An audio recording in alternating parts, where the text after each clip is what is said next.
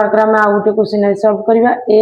B and C can do a piece of work in 20 days 30 days and 60 days respectively.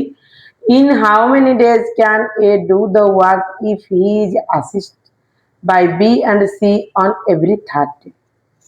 पे केमते हम solve करिया ए ताले गोटे काम करते ने करी 20 days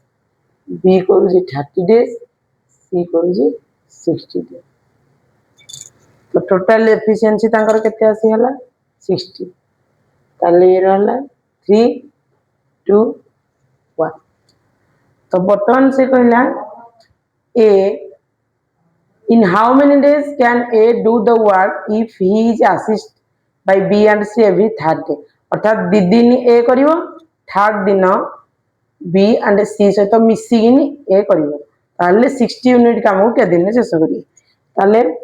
ए फर्स्ट 2 दिन काम कर देला सेकंड दिन भी ए 2 यूनिट काम कला थर्ड दिन ए प्लस बी प्लस सी मिसिकिनी केते कले 3 2 5 1 6 अर्थात 3 दिन रे केते होला 2 2 4 3 3 6 अच्छा ये 3 दिन 3 3 6 6 12 तमन थर्ड डेज रे के दिन काम होला